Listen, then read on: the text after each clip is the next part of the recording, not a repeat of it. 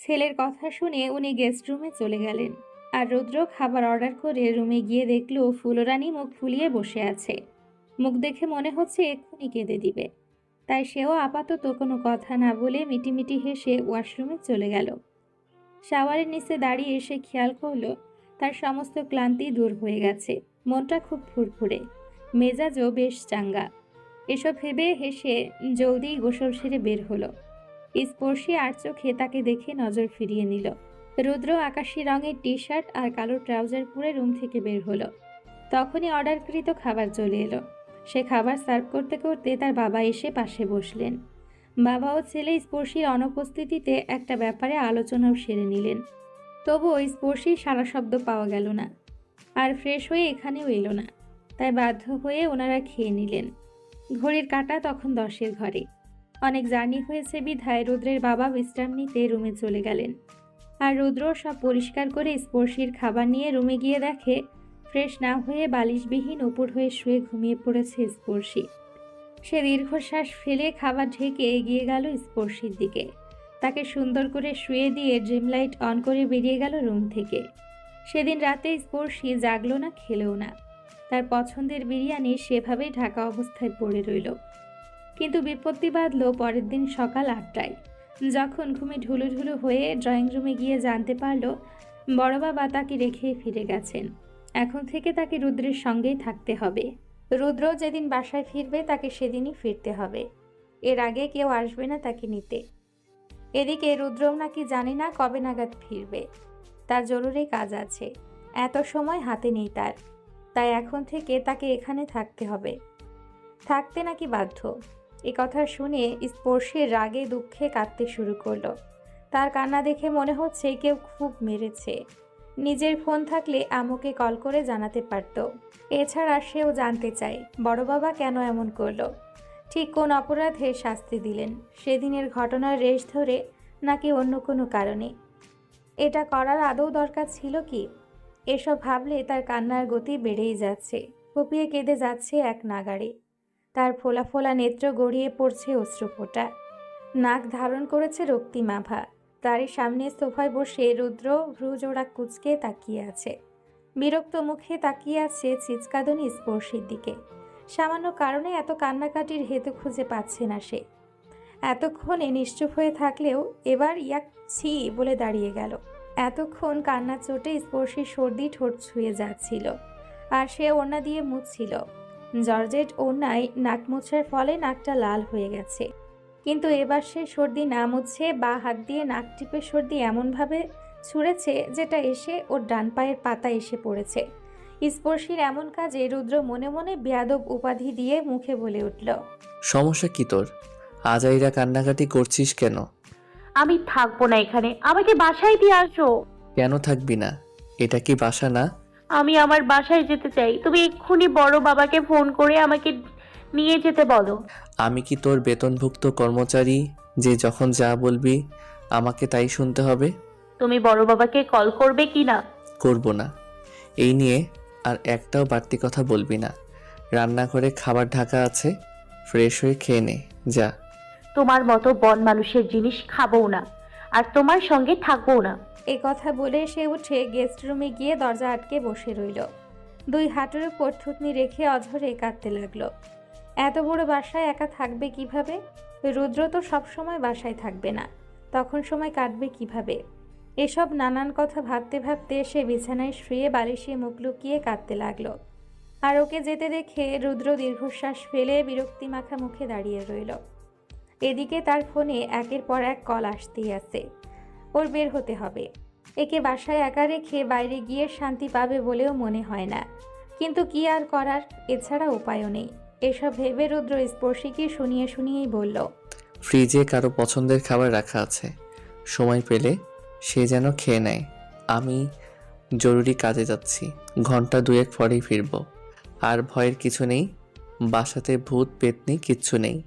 আর থাকলেও তারা রাতে বের হয়, দিনে না। এ কথা বলে সে বাইরে থেকে দরজা আটকে বেরিয়ে গেল। সিঁড়ি বেয়ে নামতেই দেখা গেল কাফি দাঁড়িয়ে আছে। তাকে দেখে রুদ্র দীর্ঘশ্বাস ফেলল। বেচারাকে ছুটি দিয়েছিল সে, অথচ জরুরি কাজের জন্য ছেলেটার ছুটি ক্যান্সেল করতে হয়েছে। তবুও এই ছেলের মুখে মন খারাপের ছাপ নেই। সে বরাবরের হাসি মুখে এঁটে তার সামনে এসে দাঁড়িয়েছে, যেন পৃথিবীর সবচেয়ে সুখী মানুষ সে। রুদ্রকে দেখে কাফি দ্রুত এগিয়ে এসে ফোনে কিছু একটা দেখালো। তা দেখতেই রুদ্র দাঁতে দাঁত চেপে গাড়িতে উঠে বসল। আজ একটা হেস্তনেস্ত করেই ছাড়বে সে। আজ লিমিট ক্রস করে ফেলেছে এমিলি। মানুষ যে এতটাও বেহায়া হতে পারে এই মেয়েকে না দেখলে জানতই না সে। মন চায় তার মুখ বরাবর থুতু ছুটতে। রুদ্রর রাগান্বিত ফেস দেখে কাফি কথা না বাড়িয়ে ড্রাইভিং সিটে বসে নিজে ড্রাইভ করতে লাগলো। তখন রুদ্র কাউকে ফোন করতেই বিশ্রী গালি দিয়ে বলল, বাকে উল্টো ঝুলিয়ে রাখ, আমি আসছি। না না, কেউ ভুলেও ওর গায়ে একটা টোকাও দিবি না। আমি নিজে ওর শরীরের হাড্ডিগুলো যত্ন করে গুঁড়ো গুঁড়ো করব। কি যেন বলেছিল আমার স্পর্শীকে এক রাতের জন্য ওর কাছে পাঠাতে? খুব দম, তাই না? আজ ওর দম কতখানি তাই পরখ করব আমি। এই কথা বলে কল কেটে চোখ বন্ধ করে সিটে শরীর এলিয়ে দিল। রাগে তার মস্তিষ্ক দপদপ করছে। যেসব কথা জানার কথা না সেসব কথায় পাঁচকান হয়ে গেছে, কিন্তু কার মাধ্যমে হলো আন্দাজ করা যাচ্ছে না। মুখ্য কথা, আয়োজন ছাড়াই ওর আর স্পর্শীর বিয়ে সম্পূর্ণ করা হয়েছিল, যেখানে নিকট আত্মীয়দের আনাগোনা ছিল না, শুধুমাত্র বাসার সদস্যদের উপস্থিতি ছিল। বাসার কেউই এসব কথা ছড়াবে না। তাহলে হঠাৎ করে তার স্মরণ হলো বাইরের একজন সেখানে ছিল, কাজী সাহেব, যিনি তাদের বিয়ে পড়িয়েছেন। ওনার থেকেই হয়তো কেউ কথা বের করে নিয়েছে। মোদ্দা কথা, ওর শত্রুর নজর থেকে পরিবারকে নিরাপদ রাখতে সে বাসায় বেশি দিন থাকে না। বাড়ির প্রতিটা সদস্যকে সেভ করার ব্যবস্থাও করা হয়েছে। এমনকি স্পর্শীর স্কুলের পাশে প্রতিবন্ধী যে লোকটা বসে ভিক্ষা করে সে একজন গুপ্তচর। সন্দেহভাজন কাউকে দেখলেই লোকটা তাকে জানিয়ে দেয়। এছাড়া স্পর্শী কখন কি করে সব খবরই তার কানে এসে পৌঁছায়। এজন্যই মাত্র দুদিনের মাথায় মাসুমের ব্যাপারটা জানতে পেরেছিল, আর সুযোগ বুঝে 7 দিনের দিন সেটা ক্লোজ করতে পেরেছে। এছাড়াও আরেকটা ঘটনা ঘটেছিল সে বাসায় থাকাকালীন। তাদের পাশের বাসায় একটা ব্যাচেলর ছেলে ভাড়া থাকতো। ছেলেটা দেখতে শুনতে ভদ্র দেখতে হলেও অমানুষ জাত। সে মাঝে মধ্যেই ওই ছাত্রকে এই ছাদেও আসতো নাকি, আর এসে এমন এক কাজ করত যা বলতে রুচিতে বাধে তার। সেদিন দুপুরে কবুতরকে খাবার দিতে ছাদে উঠেছিল সে। কড়া রোদ থাকায় আশেপাশের ছাদেও কেউ ছিল না, কিন্তু সেই মুহূর্তে ওই ছেলেকে এই ছাদে দেখে সন্দেহ হয় তার। ছেলেটা কি করে সেটা দেখতে কৌতূহলবশত আড়ালে দাঁড়ায় সে। তারপর যা দেখে, শরীরের রক্ত টকবক করে করে ফুটতে থাকে। ছেলেটা রোদে শুকোতে দেওয়া স্পর্শীর ভেজা অন্তর্বাস পকেটে ঢুকিয়ে নেয়। তারপর স্পর্শীর ওড়না গোল করে মুড়িয়ে নাকের কাছে নিয়ে জোরে শ্বাস নেয়, মুখ মুছে। এরপর আশেপাশে তাকিয়ে ছাদ টপকে ওই ছাদে চলে যায়। ছেলেটার কাণ্ড দেখে সেই মুহূর্তে কাউকে কিছু বলেনি। পরে ছেলেটাকে কোথাও দেখাও যায়নি। সেদিন থেকে সে ছাদে জামা কাপড় শুকোতে দিতে নিষেধ করে দেয়, তাও দাদিমার মাধ্যমে। দাদিমাকেও সে তেমন কিছু বলেনি, শুধু বলেছিল আশেপাশে ব্যাচেলর ছেলেরা আছে, বাসায় জানিয়ে দাও ছাদে যেন কেউ কাপড় শুকোতে না দেয়। দাদিমা বুদ্ধিমতী বিচক্ষণ মানুষ, কিছু আন্দাজ করেছিলেন। তারপর বাসার কোনো মেয়ে বউ ছাদে কাপড় শুকোতে দেয় না। এসব ঘটনার সমাপ্তি হলেও আরেকটা ঝামেলার আগমন ঘটেছে। কাফি জানিয়েছে স্পর্শীর বাবা বাজার করতে গিয়ে অ্যাক্সিডেন্টের হাত থেকে বেঁচে ফিরেছে। এই তো গত দিনের ঘটনা। পরে খোঁজ নিয়ে জানা গেছে এটা পরিকল্পিত। এসব ঘটনা দ্বারা স্পষ্ট কেউ তার পরিবারের ওপর নজর রাখছে, ক্ষতি করার জন্য মুখিয়ে আছে। এসব ভাবতে ভাবতে হঠাৎ তার স্মরণ হলো ইলিয়াসের কথা। ওদের বিয়ের পরের দিনই ইলিয়াস মেসেজ করেছিল, রুদ্র এত টাকা পুরুষ জানা ছিল না। নতুন বেগ রেখে পালিয়ে না গেলে জানতে আরো দেরি হয়ে যেত। কি বা করার, অক্ষম পুরুষ হইলে যা হয়। এক কাজ কর, এক রাতের জন্য তোর বউকে আমার কাছে পাঠিয়ে দে। আমি না হয় তোর বউয়ের যৌবনের সুধা পান করি। মেসেজের কথা স্মরণ হতেই সে ধমকে উঠল কাফিকে। দ্রুত পৌঁছাতে গাড়ির স্পিড বাড়ানোর আদেশ ছুড়ল। ঝাঁঝালো ধমক খেয়ে কাফি সত্যি সত্যি গাড়ির স্পিড বাড়িয়ে দিল। তারপর তারা পৌঁছে ভেতরে ঢুকে দেখে এক লোককে উল্টো করে ঝুলিয়ে রাখা। তার নামই ইলিয়াস, বয়স 41-এর কাছাকাছি, মাথায় 8 পাকা চুল। ভুঁড়ি দেখে মনে হয় 5 কি 6 মাসের গর্ভবতী। কারো উপস্থিতি টের পেয়ে ইলিয়াস দু চোখ খুলে তাকায়। উল্টো করে ঝুলার ফলে মাথা ঘুরছিল তার, এখনো ঘুরছে। কিন্তু চোখ খুলে তাদের দেখে ইলিয়াস গালির বর্ষণ ছুড়ল। কিন্তু যখনই মা তুলে গালি দিতে গেল তখনই রুদ্র তার গলা বরাবর ছুরি গেঁথে দিল। ইলিয়াস গো গো শব্দ করে অসহ্য ব্যথায় কাতরাতে লাগলো। তার গলার রক্ত গড়িয়ে চুল দিয়ে ফোঁটা ফোঁটা করে পড়তে পড়তে মাটি স্পর্শ করলো। অদূরে দাঁড়িয়ে রুদ্র চোখ বুলিয়ে দেখছে আর হাসছে।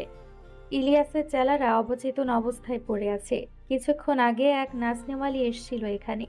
সেই নাচনেওয়ালির নাচ দেখে তারা শরীর ছুতে গিয়েছিল, পরে জ্ঞান হারিয়েছে। সম্ভবত সেই নাচনেওয়ালির কাছে এমন কিছু ছিল যার দ্বারা অবচেতন করে দিয়েছে। করারই কথা, সেই মিতালিকে আদেশ করেছিল এমন কিছু করতে। কারণ ইলিয়াসকে শায়েস্তা করা, এদের তো দোষ নেই, এরা টাকার পাগল। এখন যেখানে দাঁড়িয়ে আছে এটা ইলিয়াসের ডেরা। প্রথমবার আসলো সে, এখন এখানে ইলিয়াসকে মেরে লাশ ফেলে যাবে। আর এটা হবে এমিলিকে দেওয়ার সর্বশ্রেষ্ঠ এক উপহার। মেয়েটা বড্ড বার বেড়েছে। মেয়ে বলে এতদিন ছাড় পেয়েছিল, তবে ধৈর্য সীমা অতিক্রম করেছে এবার। এজন্য বাড়াবাড়ির ফল বুঝিয়ে দেওয়ারও সময় এসে গেছে। অন্তত তাকে বুঝতে হবে কার পেছনে পড়েছে সে। এসব ভেবে রুদ্র কাফির দিকে তাকাতেই কাফি হকি স্টিক এগিয়ে দিল তার দিকে। রুদ্র মেরুন রঙা শার্টের হাতা ফোল্ড করে হকি স্টিক তুলে হাসল। তার হাসি দেখে ইলিয়াসের চোখ জোড়া ভীতু দেখালো। অনবরত মাথা নাড়িয়ে না বোঝালো। দুই হাত জোর করে কিছু বলার আগেই রুদ্র বলল, যে মাকে তুলে তুই গালি দিতে যাচ্ছিলি, আমার সেই মাই বছরের পর বছর রাজনীতিতে রাজ করেছে। রাজনীতি তার রক্তে, আর সেই মায়ের ছেলের কলিজায় হাত বাড়িয়েছিস। তোকে তো এই সাহসের মূল্য চুকাতে হবে, বুঝতে হবে কার জিনিসের দিকে লালসার দৃষ্টি ছুঁড়েছিস। এ কথা বলে ইলিয়াসের হাত পায়ের গিরায় গিরায় হকি স্টিক দিয়ে মারতে লাগলো রুদ্র। একটু দূরেই কাফি দাঁড়িয়ে আছে। প্রথম প্রথম ভয় পেলেও এখন আর ভয় পায় না সে। বুঝে গেছে রাজনীতিতে টিকতে গেলে লড়তে হবে, আর লড়তে গেলে মারতেও হতে পারে। তবে রুদ্রের জন্য তার খুব খারাপ লাগে। রুদ্র রাজনীতিতে যুক্ত হতে ইচ্ছুক ছিল না, কিন্তু তার মায়ের আদেশে রাজনীতিতে যুক্ত হয়েছে। নিজের জীবনের পরোয়া না করে মাতৃ আজ্ঞাকেই গুরুত্ব দিয়েছে। রুদ্র এখনও ইলিয়াসকে মারতে ব্যস্ত। ইলিয়াসের হাত পা অকেজো হয়ে গেলে তখন মাথায় আঘাত করে। মারের চোটে ইলিয়াসের কানমুখ দিয়ে গলগল করে রক্ত গড়াতে লাগলো। এক পর্যায়ে ইলিয়াস শেষ নিঃশ্বাস ত্যাগ করলো। তাকে মারতে মারতে রুদ্রও হাঁপিয়ে গেছে। যখন দেখলো ইলিয়াস শেষ, তখন সে হকি স্টিক ছুঁড়ে ফেলে এমিলিকে মেসেজ করলো, তোমার জন্য উপহার রেখে গেলাম, ধন্যবাদ দিতে হবে না। এই রুদ্র সস্তা কারো ধন্যবাদ গ্রহণ করে না। অতিরিক্ত কান্নার ফলে স্পর্শী চোখ মুখের বেহাল দশা। সে কিছুক্ষণ আগে গোসল সেরে বেরিয়েছে, এখনো কিছু খায়নি। মুখটা শুকিয়ে এইটুখানি হয়ে গেছে। ঘন্টা দুয়েকের কথা বলে রুদ্র তখন বেরিয়েছে, এখনো ফিরেনি। অথচ যাওয়া 4 ঘন্টা পেরিয়ে গেছে। হয়তো ভুলে গিলে খেয়েছে, তাকে বাসায় আটকে রেখে গেছে। তখন খট করে শব্দ করে কেউ রুমে প্রবেশ করলো। দৃষ্টি তুলে রুদ্রকে দেখে মুখ ফিরিয়ে নিল সে। রুদ্র প্লেট ভর্তি খাবার এনে সামনে বসে লোকমা তুলে মুখের সামনে ধরল। স্পর্শী খাচ্ছে না দেখে সে বলল, বিপরীত পক্ষকে ঘায়েল করতে হলে নিজেকে সুস্থ রাখা প্রয়োজন। অন্যের উপর রাগ করে নিজেকে কষ্ট দেওয়া বোকামি ছাড়া কিছু নয়। হা কর, খেয়ে নে, শরীরের শক্তি করে যত পারিস রাগ করিস। তুমি খুব খারাপ একটা মানুষ। জানি, আর এই খারাপ মানুষটার সঙ্গেই তোকে থাকতে হবে, ভালোবাসতে হবে। বাকিটা পথ এই খারাপ মানুষটার সঙ্গে পাড়ি দিতে হবে। এ কথার প্রতি উত্তর করল না স্পর্শী। দাঁত দিয়ে ঠোঁট কামড়ে ধরে কান্না আটকানোর বৃথা চেষ্টা করলো। তবে শেষ রক্ষা হলো না তার। নেত্র বেয়ে গড়িয়ে পড়ল দুফোঁটা অশ্রুকণা। চাপা কান্না আটকানোর দমকে সে হেঁচকি তোলার মতো ফুঁপিয়ে উঠল। দাঁত দিয়ে ঠোঁট কামড়ে ধরায় ঠোঁটে দাঁতের দাগটাও ফুটে উঠেছে। ক্লান্ত শরীরে বাসায় ফিরে স্পর্শীর কান্না দেখে রুদ্র রাগ নিয়ন্ত্রণ করে নিল। এই মুহূর্তে কড়া কথা বলবে না সিদ্ধান্ত নিল। তবে কিছু কথা না বলেও থাকতে পারবে না। তাই স্পর্শীর কান্নারত মুখপানের দিকে তাকিয়ে বলল, আজ কয়েকটা কথা বলি, মন দিয়ে শোন। যে কথাগুলো একটা শব্দ মিথ্যা নয়, বরং আমার দিক থেকে সদা সত্য। বিয়ের আগে ভুলেও কখনো তোর দিকে কুনজরে তাকাইনি, কখনো না। এমনকি অনাকাঙ্ক্ষিতভাবে তোকে ওড়না ছাড়া দেখলেও দৃষ্টি সংযত করে নিয়েছি। এমন ভাব করেছি তোকে দেখিই না। এমনও হয়েছে আমি বসে আছি, তোর হাত থেকে কিছু পড়ে গেল। তুই সাবধানতা অবলম্বন করা দূর, উপর হয়ে সেটা তুলে নিয়ে নিজের কাজে মন দিতি। কে সামনে আছে, কার নজর কেমন, কখনো পরখ করিসনি। উপর হয়ে জিনিস তোলার ফলস্বরূপ কি ঘটতো আশা করি বলা লাগবে না। তবে প্রথম যেদিন এই ঘটনার সম্মুখীন হয়েছিলাম সেদিন নিজেকে ছোট লাগছিল, অথচ এখানেও আমার দোষ ছিল না। তারপর থেকে যখনই বুঝতাম এমন ঘটনা ঘটতে পারে, তখনই তোকে ধমকে থামিয়েছি, নয়তো নিজেই সরে গেছি। অথচ তুই এই ধমকানোর কারণ হিসেবে দাঁড় করেছিস। তোকে অকারণে বকাবকি করি, সহ্য করতে পারি না তোকে। আর এসব কেন করতাম জানিস? কারণ তখনও আমাদের সম্পর্ক ছিল চাচাতো ভাই বোনের, আর ভাই বোনের সম্পর্ক হচ্ছে পবিত্র একটা সম্পর্ক, হোক সেটা চাচাতো ভাই বোনের। এসব ভেবেই ভুলেও নোংরা চিন্তার ঠাঁই দেইনি। কিন্তু বর্তমানে আমাদের সম্পর্কের বদল ঘটেছে। এক সম্পর্কের রেশ ধরে আরেকটা মজবুত সম্পর্কে পদার্পণ করেছি। বর্তমান সম্পর্কের জোরে তুই আমার, মানে পুরোটাই আমার। তোকে বৈধভাবে আমার নামে দলিল করা হয়েছে। এখন তোর উপরে পরিপূর্ণ অধিকার আছে আমার। এখন আমার সামনে অন্যান্য পোশাকহীনভাবে থাকলেও সেটা হালাল। তাই বলছি, সম্পর্কের মানে বোঝার চেষ্টা কর, সম্মান দিতে শিখ। মস্তিষ্কে এটা গেঁথে নে, আমিই তোর সব। পেছনে ফেলে আসা ঘটনাগুলো এখন অতীত মাত্র। অতীত ভেবে বর্তমান নষ্ট করিস না। সেই সঙ্গে এটাও মাথার মধ্যে ঢুকিয়ে নে, প্রতিটা ঘটনার পেছনে একটা হেতু থাকে। তবে সর্বদা যে সেই হেতু নেগেটিভ কিছুই হবে এটা ভাবা মূর্খতা। এতদিন আমাকে চাচাতো ভাই রূপে জেনেছিস, এবার স্বামী রূপে রূপান্তরিত হতে দে। সম্পর্ক তো কোনো দ্রুতগামী ট্রেন নয় যে বুলেট গতিতে শরিক না হলে মিস হয়ে যাবে। আগের সম্পর্কটাই ভালো ছিল। এই সম্পর্কের বোঝা টানা খুব কষ্টকর। তাছাড়া তুমি চাচাতো ভাই হিসেবে বেস্ট হলেও স্বামী হিসেবে খুবই খারাপ। মোদ্দা কথা, স্বামীর চরিত্র তোমার জন্য বড্ড বেমানান। স্বামী হিসেবে এমন কোনো আদেশ করেছি তোকে, নাকি তুই স্বামী হিসেবে সেই সম্মানটুকু দিয়েছিস? আমি তো বলছি না মনের বিরুদ্ধে জোর করে বউয়ের অধিকার পালন কর, এটাও বলছি না আমার অধিকার আমাকে বুঝিয়ে দে। তবে এত হাইপার হচ্ছিস কেন তাই তো বুঝছি না। সত্যিই বুঝছো না, নাকি না বোঝার ভান করছো? যা বলবি ঝেড়ে কাস। কিছু না, আমাকে বাসায় পাঠানোর ব্যবস্থা করো। আমি থাকবো না এখানে। আর কিছু? না। এই অনুরোধ গ্রহণযোগ্য নহে। ধন্যবাদ। এ কথা বলে রুদ্র এঁটো থালা নিয়ে বেরিয়ে গেল। আর স্পর্শী নিশ্চুপ হয়ে তাকিয়ে দেখল। কি বলবে কি করবে বোধগম্য হচ্ছে না তার।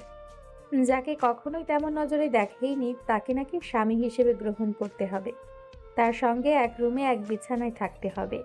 অপরিচিত কেউ হলে ব্যাপারটা এত কঠিন লাগতো না। রুদ্রকে দেখলেই অস্বস্তিতে আঁকড়ে ধরছে, রাগের শরীর পিলপিল করছে। না চাইলেও মুখ দিয়ে যাচ্ছে তাই বেরিয়ে যাচ্ছে।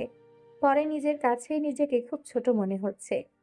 তখন ওর ভাবনা ছেদ ঘটিয়ে রুদ্র রুমে ফিরে এলো। পরনের শার্ট খুলে বিন ব্যাগের উপর রেখে খালি গায়ে ঘুরে ফিরে কি সব নিল। তারপর শুভ্র তোয়ালে গলায় জড়িয়ে ওয়াশরুমের দিকে পা বাড়ালো। এখানে আরেকটা ব্যাপার খেয়াল করার মতো, এখানে রুদ্রের জায়গায় অচেনা কেউ হলে তার সামনে চট করে শার্ট খুললে সে লজ্জা পেত, মুখে রক্তিম আভা দেখা দিত। কিন্তু এতবার রুদ্রকে খালি গায়ে দেখেছে যে ফিরে তাকাতেও ইচ্ছে করে না। লাজ লজ্জা তো দূরের কথা, যেখানে নতুন অনুভূতি নিয়ে সংসার জীবন শুরু করার কথা সেখানে বিরক্তি ছাড়া কোনো কিছুই তার নজরে পড়ছে না। এসব নানান ভাবনায় নিজেকে ডুবিয়ে সে দীর্ঘশ্বাস ফেলল। তারপর চিন্তা ভাবনা করেই ড্রয়িং রুমের দিকে পা বাড়ালো। অতিরিক্ত কান্নার ফলে চোখ মাথা ব্যথায় টনটন করছে। এক কাপ চা পেলে মন্দ হয় না, একথা ভেবে পরিষ্কার পরিচ্ছন্ন রান্নাঘরে প্রবেশ করলো। দৃষ্টি বুলিয়ে দেখে নিল রৌদ্রের ঝকঝকে তকতকে রান্নাঘর। তারপর প্রিয় গান গুনগুন করতে করতে চা বানানোর প্রক্রিয়া শুরু করলো। রুদ্র গোসল সেরে রুমে চোখ বুলিয়ে দেখে স্পর্শী রুমে নেই। বেলকনিতে উঁকি মেরেও দেখেনি। চায়ের স্মেল আসছে, সম্ভবত তারই রান্নাঘর থেকে। সে ধীর পায়ে রান্নাঘরের দিকে এগিয়ে দেখে স্পর্শী চা বানাচ্ছে। ওকে দেখে রুদ্র ডাইনিং টেবিলে চেয়ার টেনে খেতে বসলো। হটপটে খাবার রাখা। রুদ্র নিজে রান্না করার সময় পায় না, তাই একজন রাঁধুনি আছে। রাঁধুনি মাঝবয়সী এক পুরুষ, রান্নার হাত চমৎকার। আজকের মেনু সর্ষে ইলিশ, আলু ভাজা, ঘন ডাল আর ভাত, সঙ্গে আছে এক ফালি লেবু। ওকে তৃপ্তি নিয়ে খেতে দেখে স্পর্শী মুখ ভেঙিয়ে কাপে চা ঢালছে। পানি বেশি দেওয়াতে 1 কাপ চা বেশি হয়েছে। সেটা দেখে স্পর্শী গমগমে সুরে বলল, 1 কাপ চা রেখে গেলাম, কেউ চাইলে খেতে পারে। ভাতের প্লেটে ঢেলে দে, ভাতের সঙ্গেই মেখে খাই। এই জন্যই কথা বলতে ইচ্ছা করে না। কে বলতে বলেছে? তুমি আসলে যাচ্ছে তাই। এই কথা বলে স্পর্শী চায়ের কাপ নিয়ে ড্রয়িং রুমে চলে গেল। টিভি অন করে বসে তার পছন্দের সিরিয়াল দেখতে থাকলো, কিন্তু মন বসলো না। একের পর এক চ্যানেল পাল্টে দেখার মতো কিছুই পেল না। বিরক্তি নিয়ে উঠে যেতেই নজর গেল রুদ্রের ফোনের দিকে। চট করে মনে পড়ে গেল আম্মুর সঙ্গে কথা বলেনি। তাছাড়া কেঁদে কেটে আম্মুকে ম্যানেজ করতে পারলেই কাজ হয়ে যাবে। মনে মনে এসব ভেবে রান্নাঘরের দিকে তাকিয়ে চেঁচিয়ে বলল, আম্মুর সঙ্গে কথা বলবো, ফোনের লক খুলে দাও। ছাগলের মতো ভ্যাবে না করে ফোনটা এদিকে নিয়ে আয়। তুমি পিন বলো, আমি খুলতে পারবো। বলা যাবে না। উক্ত কথা বলে দৃষ্টি তুলতেই দেখে স্পর্শী ভ্রুকুচকে তাকিয়ে আছে, চোখে মুখে বিরক্তির ছাপ। তাকে দেখে ফোন নিতে হাত বাড়াতে গেলে স্পর্শী খোঁচা মেরে বলল, তুমি ভদ্র পুরুষ, কোনো মেয়ে তোমার সামনে উপর হয়ে কিছু তুললেও তুমি তাকাও না। তাহলে ফোনের মধ্যে কি আগডুম বাগডুম রেখেছো যে পিন বলতে ভয় পাচ্ছো? বেশি বুঝতে গেলে এমন থাপ্পড় দিব, সারা জীবনের জন্য তোতলা হয়ে যাবি। আর ফোনে পিন নয়, পাসওয়ার্ড দেয়া। আমি বললেও তোর গোবর ভর্তি মাথায় মনে রাখতে পারবি না। তাই অহেতুক কষ্ট না করে ফোনটা আমাকে দে। না, তুমি বলো, আমি লক খুলবো। WOB। এমন বেখাপা পাসওয়ার্ড দেখে স্পর্শী বিরক্ত মুখে তাকিয়ে বেডরুমে চলে গেল।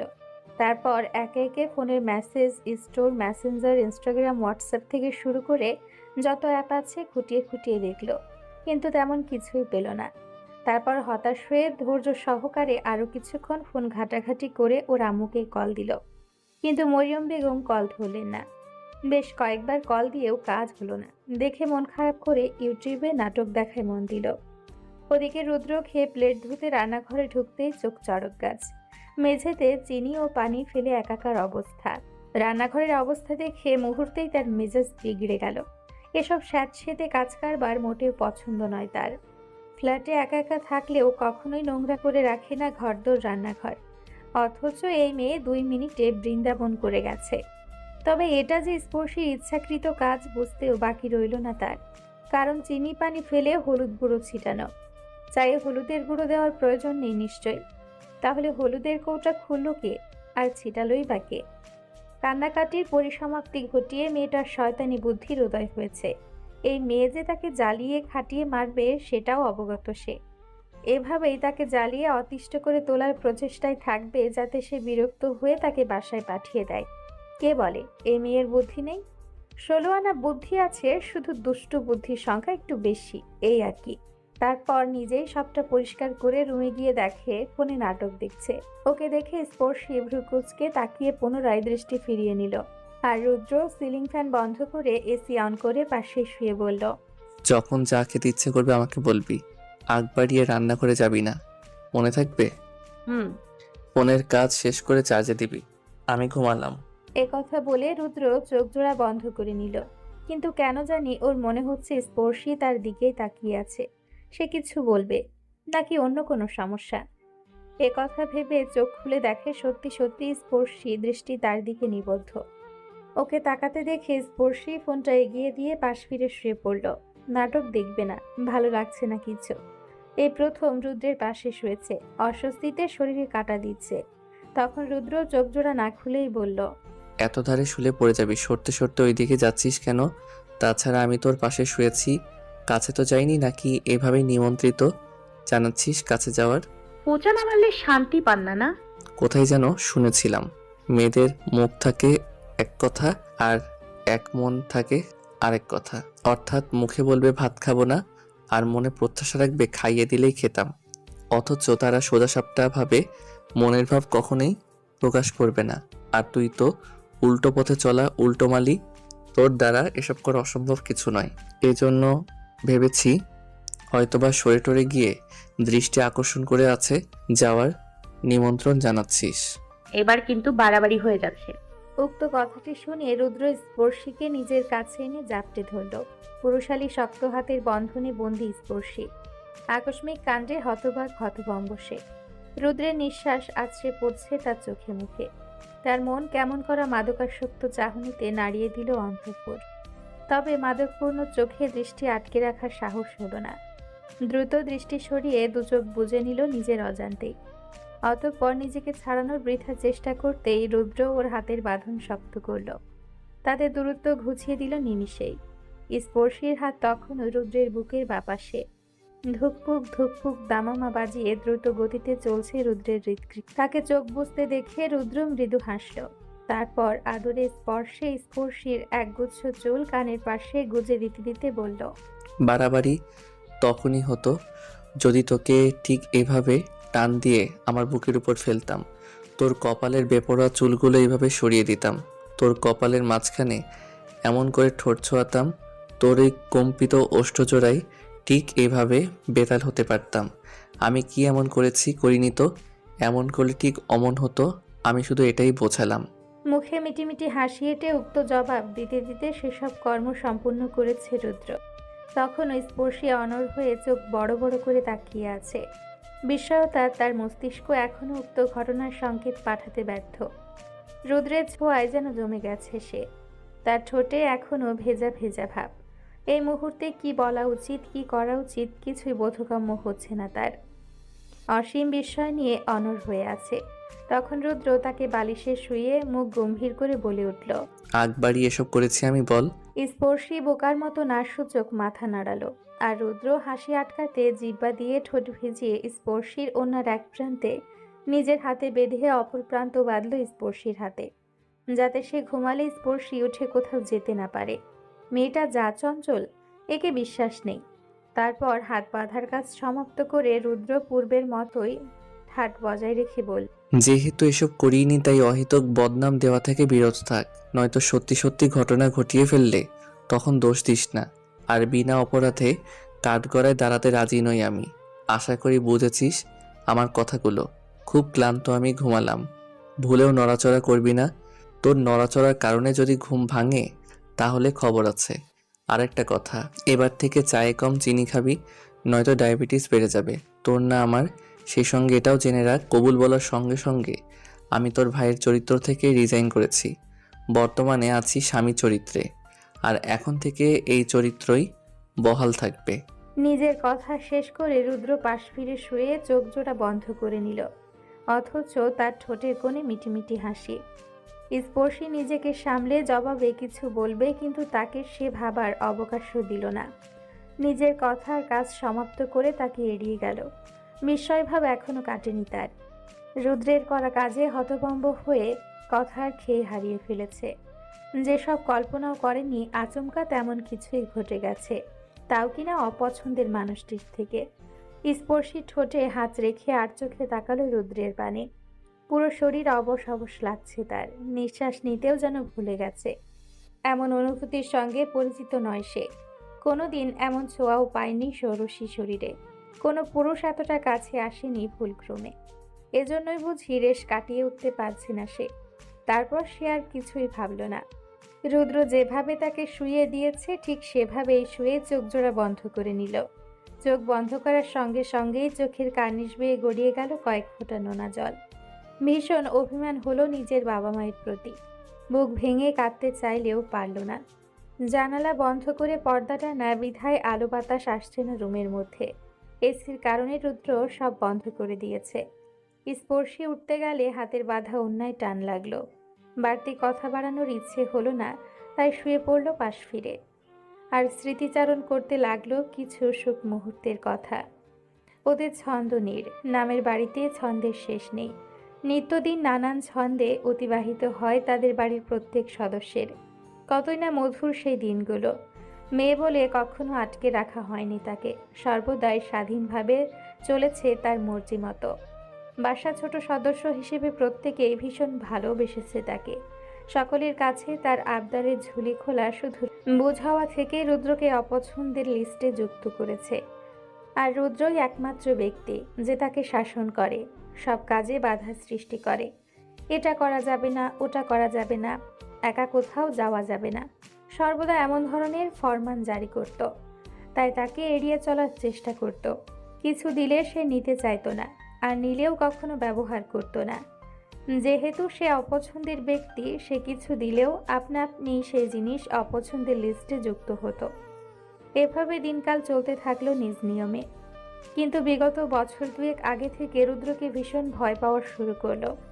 সে আর ওর মা গিয়েছিল ঈদের শপিং করতে, রোজার মাস। তখন বেলা 11:30 হবে। কেনাকাটা সেরে ক্লান্ত হয়ে ফিরছিল, তখন একদল লোক তাদের গাড়ির সামনে এসে দাঁড়ায়।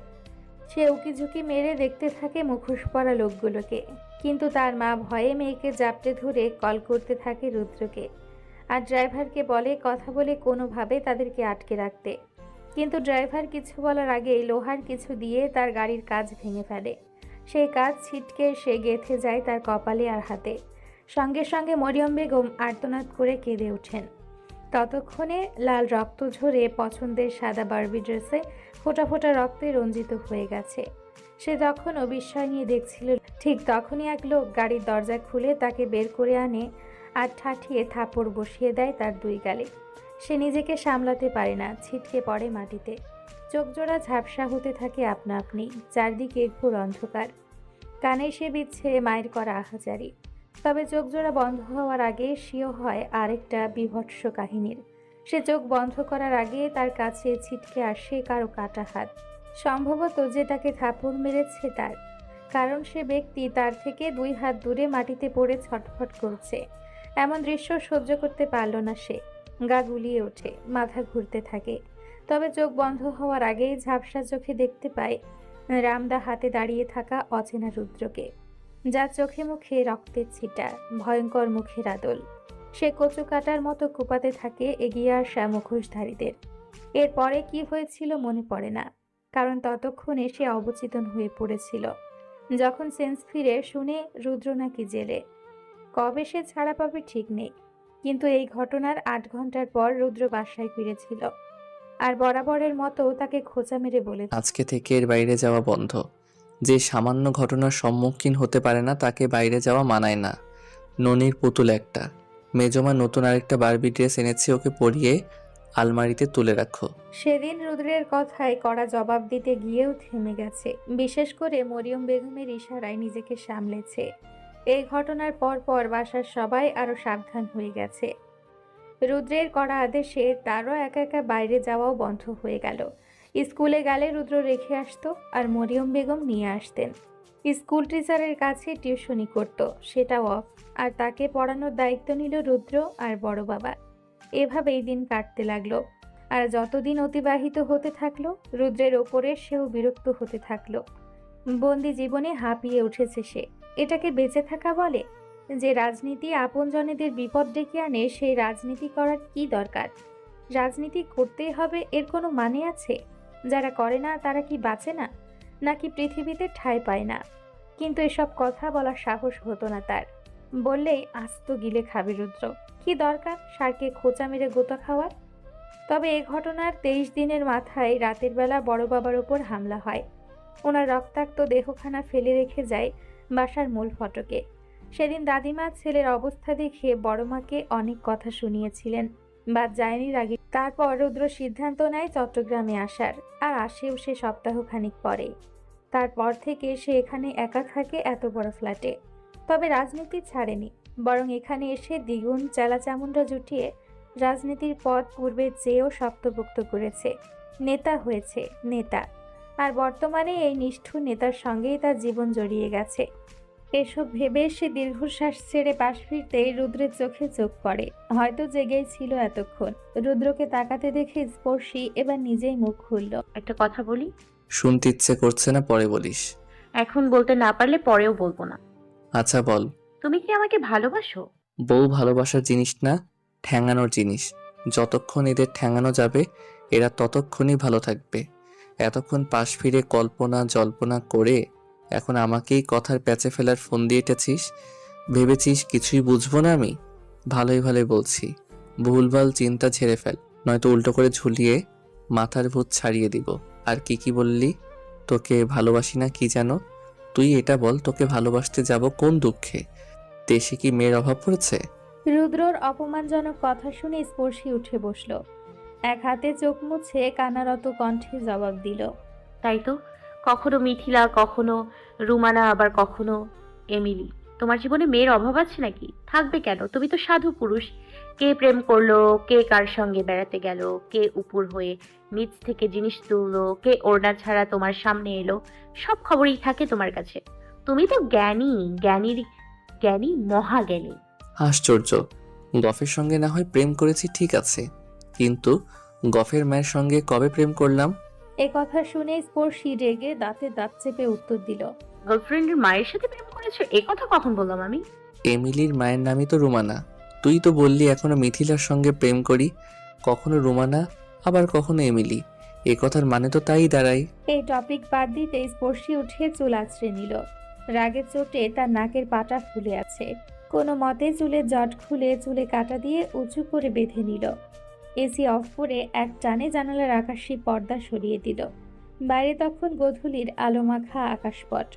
সূর্যি মামা বিদায় নেওয়ার পায়তারা করেছে। দলে দলে পাখিরা ফিরে যাচ্ছে আপন নীড়ে।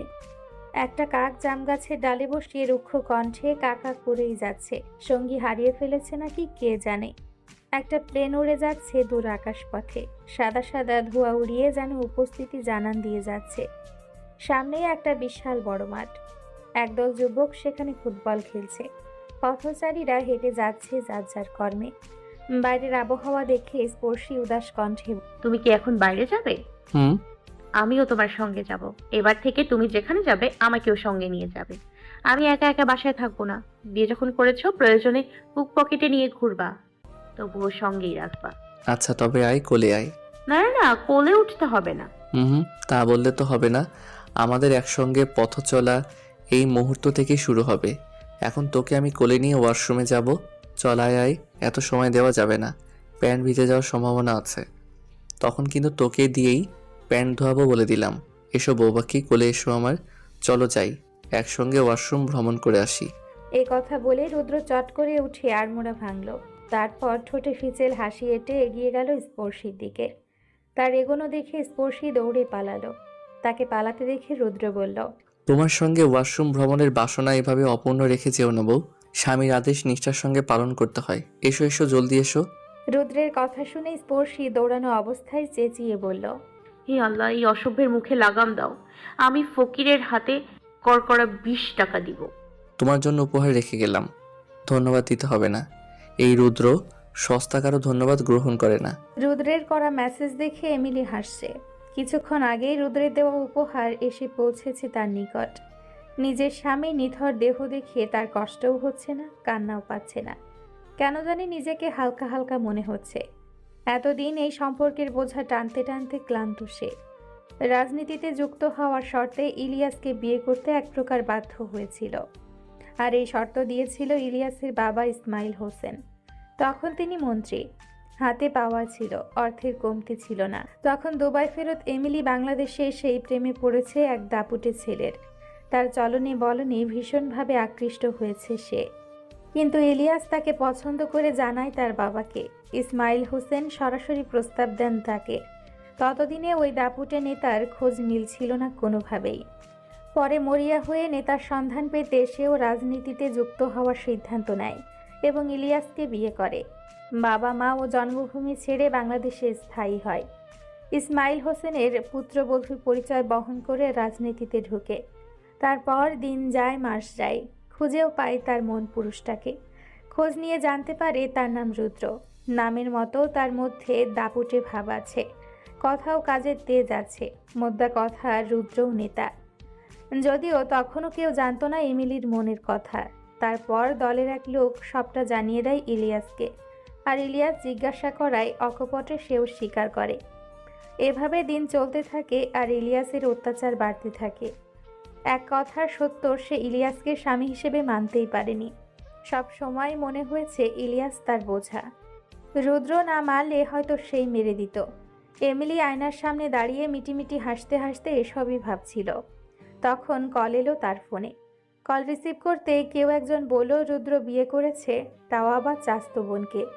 ওরা দুজন চট্টগ্রামেই আছে। এ কথা শুনে এমিলি তার কাল করা চুল কানের পাশে গুজে সদ্য পরা শুভ্র শাড়ির আঁচল ঠিকঠাক করে হাসি মুখে নজর রেখো, তবে আমি না বলা অবধি কিছু করতে যেও না, নয়তো রুদ্রের হাতেই মারা পড়বে। সে কেমন তা বলতে হবে না নিশ্চয়ই। রুদ্রকেও হিংস করব, সুযোগ বুঝে, এখন নয়। ইয়াল্লা, এই অসভ্য পুরুষের মুখে লাগাম দাও। আমি ফকিরের হাতে কড়কড়া 20 টাকা দিব। এ কথা বলে স্পর্শী দৌড়ে এসে ড্রয়িং রুমের সোফায় বসলো। ঘন ঘন নিঃশ্বাস ফেলে রুদ্রকে দুটো গালিও দিল। তারপর মনে মনে আফসোস করতে থাকলো ওই বেহায়া পুরুষটাকে নিয়ে, যার কথায় সামান্য রাগঢাক নেই, মুখে যা আসে বলে দেয়। অপরজন কে কি ভাবলো সেই ধারও ধারে না। এসব বলে লজ্জা দিয়ে কি মজা পায় কে জানে। তবে ছোট থেকে দেখে আসছে রুদ্র এমন ঠোঁটকাটা স্বভাবের। একবার রুদ্রের মামাতো বোন রুদ্রের খাতনার ছবি দেখে খুব হাসছিল। হাসতে হাসতে রুদ্রকে রাগাতে বলেছিলেন, ছি ছি ছি, রুদ্রর টাকা রে। এ কথা শুনে রুম ভর্তি মানুষের সামনে এসে জবাব দিয়েছিল, দুলাভাই কেটেছিল বলেই তো তুমি তাকে বিয়ে করেছিলে। এখন আমার বেলায় কাটা রে রে বলে হাসছো কেন, তাই তো বুঝছি না। ওর এমন কাট কাট জবাবে ওনার কথা এবং হাসি বন্ধ হয়ে যায়। লজ্জায় নতজানু হয়ে বেচারি কোনো মতে পালিয়ে বাঁচে। তারপর থেকে উনি আর এই বাসাতে আসেননি। রুদ্রের এমন জবাব শুনে অনেকে ভয়ে কিছু বলে না। সম্মানের ভয় তো সবারই আছে। বর্তমানে এর আরও করুণ অবস্থা। যতদিন যাচ্ছে বয়স বাড়ছে ততই যেন তার কথাবার্তা লাগাম খুলে যাচ্ছে। এই তো মাস 6 আগের ঘটনা। শুক্রবারের দিন বাসায় সবাই উপস্থিত থাকায় পিঠা বানানো হয়েছিল। বিকালবেলা পিঠা খেতে খেতে ড্রয়িং রুমে বসে আড্ডা দিচ্ছে সবাই। রুদ্র সোফায় বসে ফোন টিপছিল। কথায় কথায় দাদিমার ভাইয়ের কথা উঠল। দাদিমার 2 ভাই, হেলাল ও বেলাল। হেলাল ছোট থাকতে পানিতে ডুবে মারা গেছে। বেলাল বেঁচে আছেন, পেশায় উনি গরুর ব্যবসায়ী। একমাত্র ছেলে বিধায় দাদিমার মা আমার একা পুতের 4 বিয়া দিমু আমি। 4 বউয়ের মোট ছালপাল হইব 28 খান। হককলের ঘরে ছালপাল থাকবো 8টা কইরা। এইটুকু শুনেই রুদ্র ফোন থেকে চোখ না সরিয়ে বলেছিল, দাদিমা, তোমার আম্মা 7-এর ঘরের নামটা চুজ না করে সরাসরি 10-এর ঘরের নামটা চুজ করলেই পারতো। 4 সাথে 28 না করে সরাসরি 4 10 40 করলেই তো রেকর্ড করতে পারতো তোমার ভাইজান। আমি সেই সময় থাকলে এই বুদ্ধি দিতাম। ইস, দেরিতে পৃথিবীতে এসে মস্ত বড় ভুল হয়ে গেছে আমার। ওর তেড়া কথা শুনে বাকিরা হেসে উঠলেও দাদিমা মুখ বাঁকিয়ে পুনরায় বলতে থাকলেন, তারপর বেলাল মায়ের কথা রাখতে সত্যি সত্যিই 4টা বিয়ে করেছিল। তবে তার ছেলে মেয়ের সংখ্যা মোট 20 জন। সকলের ঘরে 5টা করে ছেলে মেয়ে। এ কথা শুনে রুদ্র আবার ফোড়ন কাটল। সেই সময় কি কোনো কাজ করতো তোমার ভাই? তখন কোনো কামই করতো না। আমার বাপের মেলা জমি আছিল, খালি জমি বেচতো আর খাইতো। বাহ, এই জন্যই বইয়ের পেছনে গুড়গুড় করতে পারতো আর প্রতি বছর ট্রেনের বগির মতো বাচ্চা আমদানি করতো। তবে কাজ কাম করলে পারতো না ওনার শ্রাদ্ধীয় আম্মাজানের কথা রাখতে, যেমন আমার বাবা চাচারা পারে না। একটা বউ সামলেই ওনাদের কাল ঘাম ছুটে যায়। রুদ্রের কথা শুনে তখন স্পর্শী বাবা ফিসফিস করে বললেন, ওদিকের বাস ওদিকেই মানাচ্ছিল, শুধু শুধু এদিকে ঘোরানোর কি দরকার ছিল বাপ? ছেলের কথা শুনে বড় বাবাও মুখ কাচুমাচু করেছিলেন। এটা রুদ্র নিজেও খেয়াল করে বাবাকে সিরিয়াসভাবে বলেছিল, আমি আরও 3-4টা ভাই বোনের প্রয়োজন অনুভব করছি। এত বড় বাসা, এত টাকা পয়সা, জায়গা জমি, এসব ধ্বংস করা আমার একার পক্ষে সম্ভব নয়। তুমি সেই দায়িত্ব পালনে গাফিলতি করে মোটেও ঠিক করনি। তোমার টাকা পয়সা ধ্বংস করার জন্য হলেও আমি খুব তাড়াতাড়ি বিয়ে করব। 7 বাচ্চার বাবা হব। ডানে বামে সামনে পিছনে এদিকে ওদিকে যেদিকে তাকাবো ছানারা ডেকে উঠবে, বাবা বাবা বাবা। তবেই না মনে হবে আমি যোগ্য পুরুষ, যোগ্য বাবা। এ কথা বলে স্পর্শীর দিকে তাকিয়ে বিরক্ত হয়ে বলেছিল, এটাও তো কদিন পর চলে যাবে, তখন যা থাকবে সব তো আমারই। তোমরা সবাই বুড়ো বুড়ি হয়ে যাবে, বাতের ব্যথায় কাতরাবে, ডাক্তারের কাছে দৌড়াদৌড়ি করবে। তখন আমি কথা বলার জন্য লোক ভাড়া করতে যাব নাকি?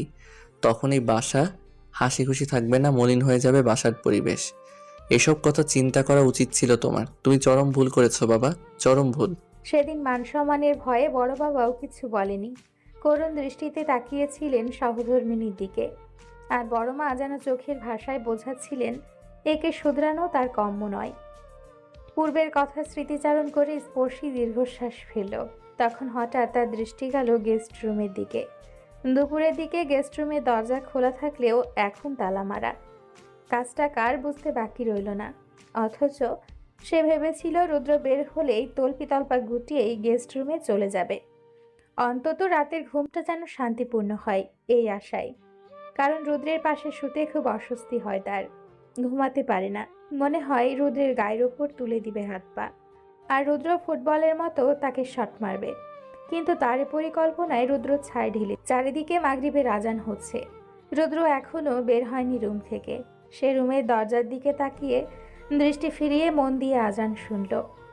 আজান শেষ হতেই রান্নাঘরের দিকে হাঁটা ধরল, চোখ বুলিয়ে খাবারের সন্ধানও করল, কিন্তু তেমন কিছুই নজরে পড়ল না। ক্ষুধায় পেট চোচো করছে। দুপুরে ভাত আর চা পান করেছিল, তারপর কিচ্ছু খাওয়া হয়নি। অথচ বাসায় থাকলে ঘুরে ফিরে কত কিছুই না খায়। না খেলে আম্মু জোর করে খাওয়ায়, আম্মুও তাকে ভুলে গেল। কল করে না, কথাও বলে না, সবাই মিলে যুক্তি করে পর করে দিচ্ছে। এসব ভাবতে ভাবতে ফ্রিজের কাছে এগিয়ে গেল। মস্ত বড় দানবাকৃতির ফ্রিজে হাতি ঘোড়া রেখেছে নাকি দেখার দরকার। 2 পাল্লার ফ্রিজ খুলে পুরো ফ্রিজে চোখ বুলিয়ে হাসল। বিভিন্ন ধরনের সন্দেশ, মিষ্টি, কেক, পানীয় সহ নানান রকমের জিনিসের ঠাসা, সবগুলোই ওর পছন্দের।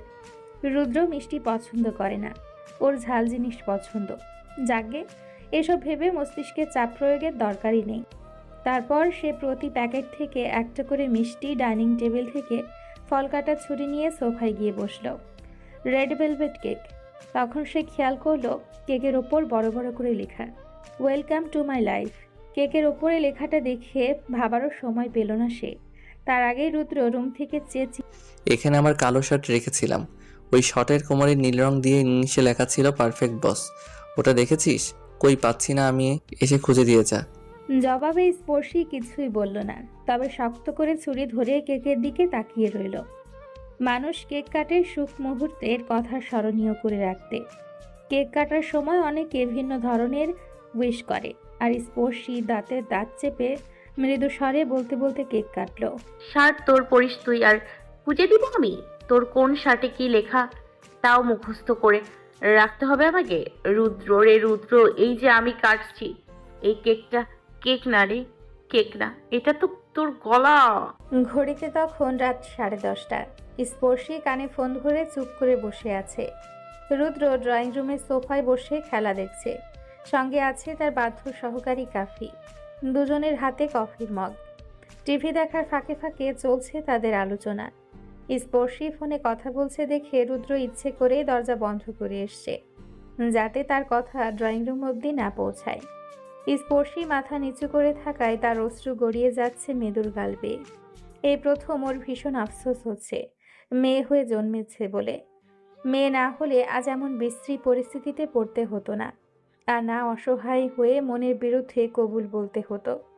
ওদিকে ফোন কলে মরিয়ম বেগম যা বলছে সে নিশ্চুপ থেকে শুনেই যাচ্ছে, জবাবে হ্যাঁ না কিছুই বলছে না, যেন শুনে যাওয়া তার কাম্য। মেয়ের মনির গতিবিধি বুঝেও মরিয়ম বেগম কান্না আটকে মেয়েকে যথাসাধ্য বোঝানোর চেষ্টা করছেন। ইঙ্গিত করে বলছেন রুদ্র এখন তার স্বামী, সে যেন রুদ্রের কথা মতো চলে, পেছনের স্মৃতি ভুলে রুদ্রকে স্বামী হিসেবে গ্রহণ করে, হাসি মুখে মেনে নেয়। মেনে নেওয়া মানে কি ইঙ্গিত করছে সে তাও বুঝছে। তারপর দাদিমা, বড়মা সহ বাসার সকলে তার সঙ্গে কথা, তবে সবার মুখে একটাই কথা, মেনে নাও। অথচ সে কান্না সামলে মুখ ফুটে কাউকে বলতে পারল না। প্লিজ আমাকে একটু সময় দাও, নিজেকে একটু সামলে নিতে দাও। যাকে এতদিন ভাই বলে জেনেছি তাকে স্বামী রূপে গ্রহণ করা সহজ হচ্ছে না আমার পক্ষে, পারছিও না। তার পাশে শুলে অস্তিত্বর কাটা শরীরে ফুটছে, দম বন্ধ হয়ে আসছে। স্বামী নাকি অর্ধাঙ্গ, সে তার স্ত্রীর দেহ মনের দাবিদার, অথচ এসব জেনে বুঝেও স্বাভাবিক হতে পারছি না। মোদ্দা কথা, বিয়ের মাত্র কয়েকটা দিন হয়েছে, কিসের তাড়াহুড়ো? আমি তো পালিয়ে যাচ্ছি না। ওনাদের শুনেই কিছু বলার ইচ্ছেটা মরে গেছে, ভীষণ কান্না পাচ্ছে। মাত্র কয়েকদিনে কাছের মানুষটাও বদলে গেছে, সবাইকে কেমন অচেনা মনে হচ্ছে। মনের কথা মনে চেপে স্পর্শী সবার সঙ্গে কথা বলে কল কেটে জানলার পাশে গিয়ে দাঁড়ালো। অভিমান নিয়ে তাকিয়ে রইল দূর আকাশের পূর্ণিমার চাঁদের দিকে। কি সুন্দর তার রূপ! সৃষ্টিকর্তা নিজে বানিয়েছে চাঁদকে, আর দুহাত ভরে ঢেলে দিয়েছে এমন দৃষ্টি জোড়ানো সৌন্দর্য। আকাশে চিরসঙ্গী হিসেবে আছে তারা এবং চাঁদ। কিন্তু আকাশের কাছে কে বেশি আপন, চাঁদ নাকি তারা? সে কাকে বেশি আপন ভাবে? চাঁদের দিকে তাকিয়ে যখন সে নিজের ভাবনায় মগ্ন, তখন রুদ্র রুমে প্রবেশ করলো। কাফি কাজ সেরে চলে গেছে। রুমে ঢুকে রুম অন্ধকার দেখেও সে লাইট জ্বালালো না, বরং হেঁটে স্পর্শীর কাছে গিয়ে দাঁড়ালো। কিন্তু স্পর্শী তাকিয়ে দেখলো না, বাক্য বিনিময়ও করলো না। তখন রুদ্র আকস্মিক পেছন থেকে জড়িয়ে ধরে তার কাঁধে থুতনি ঠেকালো। আচানক ঠোঁট ছোঁয়ালো গ্রীবাদেশে, তাও স্পর্শী অনড় নির্বাক। তার দৃষ্টি চাঁদের দিকেই নিবদ্ধ, চোখ অশ্রুবিদ্ধ। ওর এমন স্থিরতা সহ্য হলো না রুদ্রের। সেই স্পর্শীর কোমর জড়িয়ে ধরে আরো কাছে টেনে নরম স্বরে, মন খারাপ? বকেছে মেজমা? না, তাহলে চুপ কেন? এমনি। ক্ষুধা লাগেনি? খাবি চল। ইচ্ছে করছে না। স্পর্শীর কম্পিত কণ্ঠস্বর শুনে রুদ্রের হাতের বাঁধন আলগা হলো। স্পর্শীকে ছেড়ে দিয়ে অনিমেষ দৃষ্টিতে তাকিয়ে রইল স্পর্শীর মুখ পানে। বোঝার চেষ্টা করলো তার মনের কথা এবং আন্দাজও করলো কিছুটা। সেই সঙ্গে প্রয়োজন বোধ করলো আজ খোলাখুলি ভাবেই কিছু কথা বলার। নিত্যদিন এই কাহিনী ভালো লাগবে না। মনে মনে কিছু কথা গুছিয়ে বলল, স্পষ্টভাবে আজ কিছু কথা বলি, মন দিয়ে শোন। যা বলবো আগে শুনবি, বুঝবি, ভাববি, তারপর জবাব দিবি। হুম। পূর্বের সম্পর্কের রেশ ধরে আমাকে বিচার করিস না। যদি করিসও তাহলে ফলাফল ভালো হবে না। তুই এখন আমার বউ। একজন স্বামী তার বউকে যেভাবে কাছে চায় বা পায়, আমিও তোকে সেভাবেই চাই। রাইট? সেভাবেই চাই তোকে। এক চুল ছাড় নেই, পাবিও না। পাওয়ার আশাও করিস না। এর কারণ দিনের পর দিন পাশে বউ থাকা সত্ত্বেও ব্যাচেলর জীবন কাটানো আমার পক্ষে সম্ভব নয়। আমিও পূর্ণতা চাই, সাধারণভাবে বাঁচতে চাই।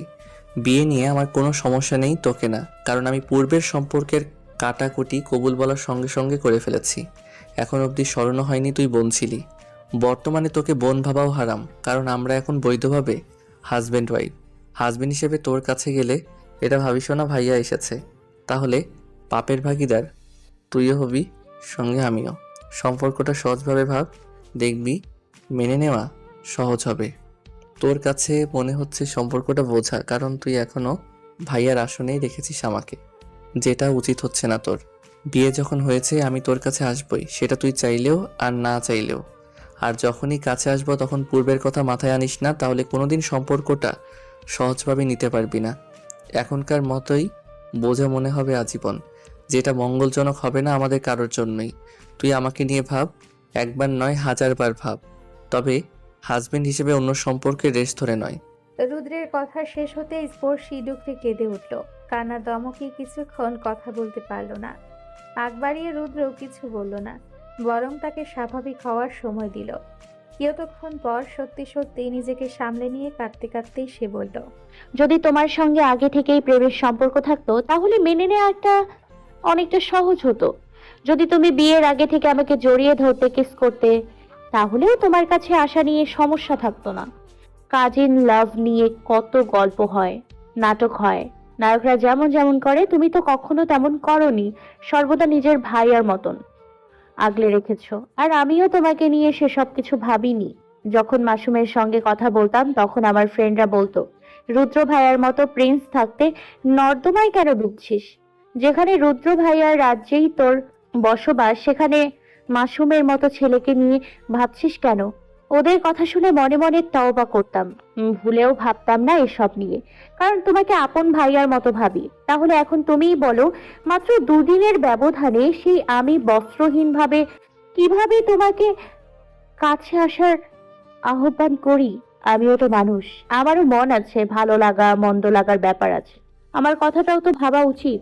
এ কথা শুনে রুদ্র তাকে নিজের দিকে ঘুরিয়ে কপালের মাঝ বরাবর ঠোঁট ছোঁয়ালো।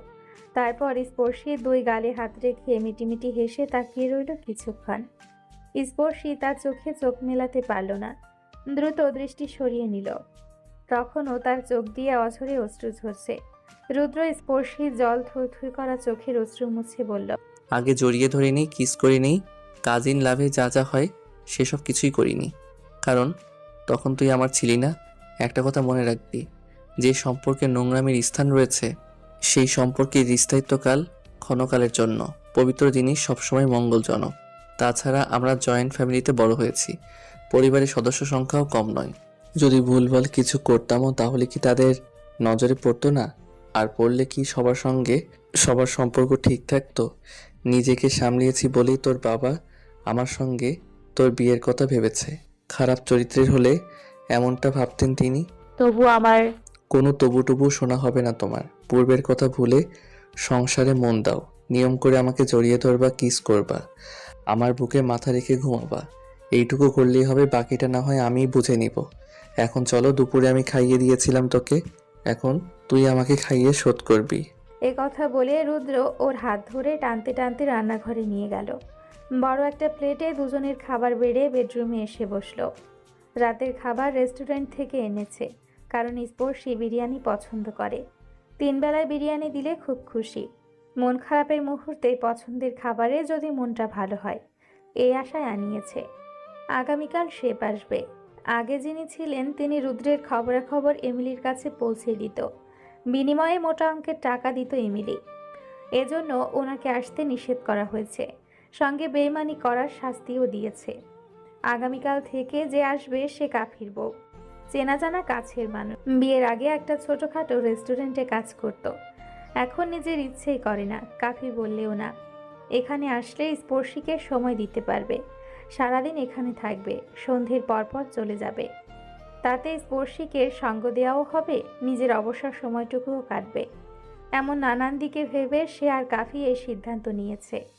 আগামীকাল থেকে কাজ বাড়বে, ব্যস্ততাও বাড়বে, বাসায় সময় দিতে পারবে না কেউই। এর চেয়ে দুজন মেয়ে একসঙ্গে থাকলে সেফ থাকবে, আর এই ফ্ল্যাটে যথেষ্ট সিকিউরিটিও আছে। রুদ্র স্পর্শীর হাতে খাবারের প্লেট ধরিয়ে বিছানার হেডবোর্ডে হেলান দিয়ে দিল এক ধমক। বলছে খাইয়ে দিতে, তবুও থম মেরে বসে আছে। ধমক শুনে স্পর্শী গোমরা মুখে হাতটা ধুয়ে এসে বিনা বাক্যে তাকে খাইয়ে দিতে থাকলো।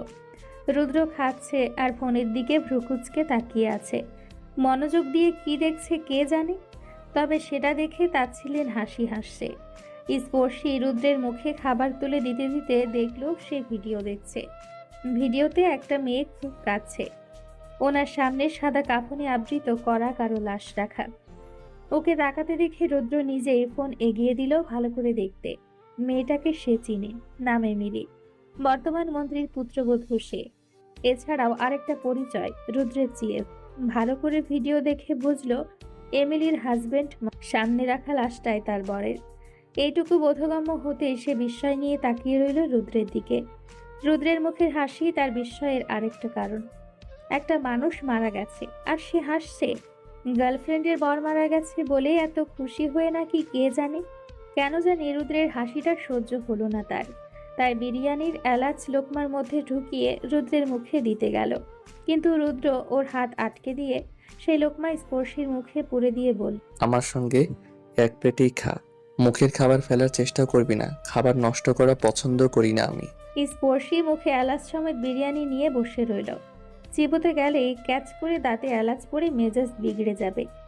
কার জন্য গর্ত খুঁড়ল আর কেই বা পড়ল, একেই বলে লোহা বাঁধানো কপাল। তাকে খেতে না দেখে রুদ্র ফোনের দিকে চোখ রেখে বলল, অতি চালাকের গলায় তরি, তুই চালাকি করতে গিয়ে ধরা খেয়েছিস, তাই তুই একটা গরু। মুখের খাবারটুকু শেষ কর জলদি। না প্লিজ। ছাড় দিতে পারি, তবে শর্ত আছে। শর্ত মানবি? তুই নিজে থেকে আমাকে লিপ কিস করবি, জলদি আয়। এ কথা শুনে স্পর্শী এলাচ সমেত বিরিয়ানিটুকু ক্যাচ ক্যাচ করে চিবিয়ে গিলিয়ে খেয়ে রুদ্রের মুখে খাবার তুলে দিল। ওর কাণ্ড দেখে রুদ্র বলল, এভাবে ইগনোর করলি তো? একদিন এমন দিন আসবে তুই নিজে থেকে আমার কাছে আসবি আর কিস করবি স্বেচ্ছায়। এক্ষুনি করব যদি আমার প্রশ্নের সঠিক উত্তর দাও। বল শুনি। আমি নাকি রাজনীতি? রাজনীতি? এ কথা বলতে দেরি, কিন্তু রুদ্রের গালে থাপ্পড় দিতে দেরি হয়নি। যেন প্রস্তুতি ছিল না সে। থাপ্পড় মেরে হাতের প্লেটটাও ছুঁড়ে মারল মেঝেতে।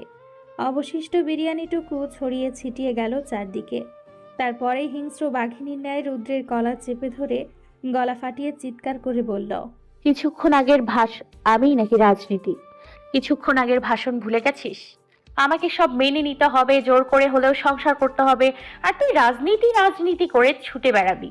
দিন শেষে রাস্তাঘাটে লাশ হয়ে পড়ে থাকবি, তখন আমার কি হবে? বিধবা তকমা নিয়ে ঘুরবো আমি? রাজনীতিই যদি নিবি, আমার বিয়ে কেন করেছিস? প্রতিবাদ কেন করিসনি? মেনে নে মেনে নে মেনে নে মেনে নে করে সব পাগল হয়ে গেছে। কেউ জিজ্ঞেস করেছিস কেন তোকে মানতে পারছি না? তোকে মানতে না পারার আরেকটা কারণ তোর রাজনীতি। আই রিপিট, তোকে সহ্য করতে না পারার আরেকটা কারণ রাজনীতি। এই মুহূর্তে তুই আমাকে বেছে নিবি, নয়তো তোর রাজনীতি। যদি আমাকে নিস, আমি তোর মন মতো হয়ে উঠবো, আর যদি রাজনীতি নিস তবে বিচ্ছেদ। কেউ ঠেকাতে পারবে না। বিচ্ছেদ মানে বুঝেছিস? ডিভোর্স। সত্যি বলছি, তোকে ডিভোর্স দিবই দিব।